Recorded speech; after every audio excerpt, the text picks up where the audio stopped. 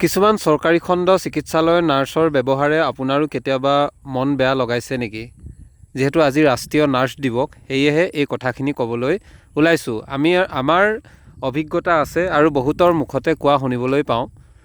কিছুমান এনেকুৱা ধৰণৰ ছিনিয়ৰ নাৰ্ছ আছে, ছিনিয়ৰ মানে জ্যেষ্ঠ নাৰ্ছ আছে, যিসকলে পেচেণ্টক ভাল ব্যৱহাৰ কৰিব নিবিচাৰে।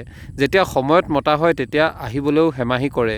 কিন্তু কিছুমান তাৰ মাজতে এনেধৰণৰ দায়বদ্ধ নাৰ্ছ আছে, যিসকলে পেচেণ্টৰ লগত ইমানেই ঘৰুৱাভাৱে ইমান ভাল ধৰণে কথা পাতে, পেচেণ্টজনো আচলতে সুস্থ হৈ উঠে। কাৰণ কিছুমান পেচেণ্ট এনেকুৱা হয়, যদি কোনোবাই ভাল ব্যৱহাৰ কৰে বা বহুতখিনি এটা ভাল পৰিৱেশ দিয়ে, নাৰ্ছে যদি ভাল পৰিৱেশ দিয়ে, তেতিয়া সেই মেণ্টেলিটিটো এনেকুৱা হৈ যায়, ৰোগীজনৰ লাহে লাহে এইখিনি পায়ে ভাল হ'বলৈ ধৰে।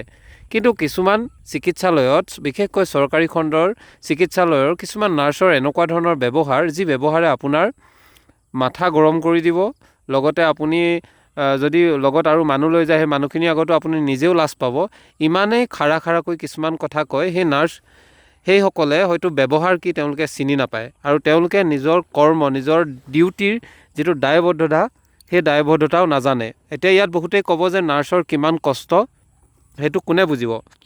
কিন্তু ইয়াতে এটা প্ৰশ্ন হয়, যেতিয়াই কামটো আৰম্ভ কৰিবলৈ লোৱা হয় বা চাকৰিটো লাভ কৰে, সেই সময়ত সকলোৱে দায়বদ্ধ হ'ব লাগে নিজৰ কামটোৰ কাৰণে। আৰু নিশ্চয় এটা ডিউটি কৰিবলৈ হ'লে কৰ্তব্যৰ সময়সীমা থাকে, আৰু এই সময়সীমাখিনিৰ ভিতৰত আপুনি ছাৰ্ভিচ দিবই লাগিব, আপুনি সেৱা আগবঢ়াবই লাগিব। যিহেতু তাৰ বিনিময়ত আপুনি এটা প্ৰাপ্য পাইছে, তাত কষ্ট থাকিবই। কাৰণ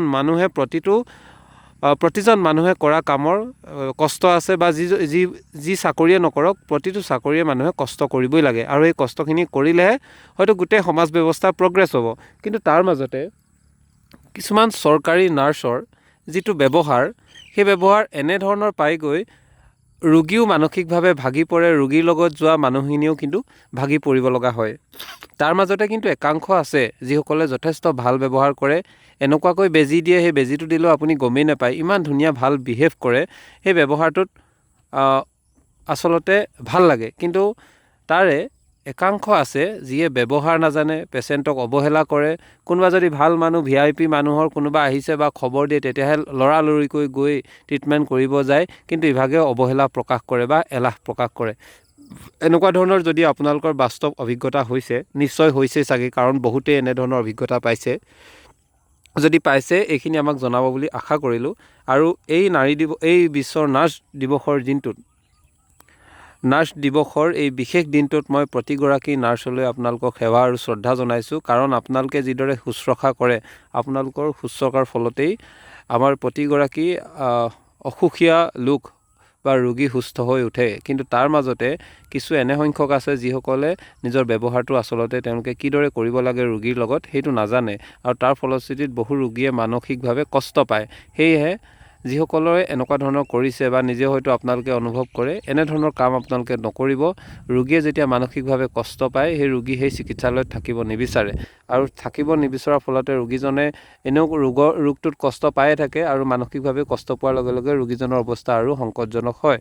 আৰু সেয়েহে কিছুমান পৰিয়াল, অতি দৰিদ্ৰ পৰিয়ালৰ লোক যায়, সেই দৰিদ্ৰ পৰিয়ালৰ লোকসকলকো যিধৰণে কিছু লোকে ব্যৱহাৰ কৰে, নাৰ্ছে ব্যৱহাৰ কৰে, এইখিনি বাস্তৱ অভিজ্ঞতা আছে। সেয়েহে তেনেস্থলত আপোনালোকে যি মানৱীয়তা গুণ, সেই মানৱীয়তা গুণ অক্ষুণ্ণ ৰাখিবলৈ চেষ্টা কৰিব বুলি আশা কৰিলোঁ। আৰু যিসকল দায়বদ্ধভাৱে কৰি গৈছে, জ্যেষ্ঠ নাৰ্ছ আছে বা বৰ্তমান সময়ৰ নাৰ্ছ দেখিছোঁ, যিসকলে অতি দায়বদ্ধভাৱে কাম কৰিছে, তেওঁলোকলৈতো মোৰ যথেষ্ট শ্ৰদ্ধা আছে, কৃতজ্ঞতাও আছে। কিন্তু তাৰ সমান্তৰালভাৱে যিসকলে নিজৰ ব্যৱহাৰটো নাজানে, আচাৰ ব্যৱহাৰো শিকিব লগা আছে, সেইসকলে কিন্তু নিজকে সংশোধনী কৰাটো অতি প্ৰয়োজনীয় বুলি ভাবোঁ। আৰু সেয়ে এই বিশেষ দিনটোত এই অনুৰোধটো আপোনালোকলৈ জনালোঁ। ধন্যবাদ।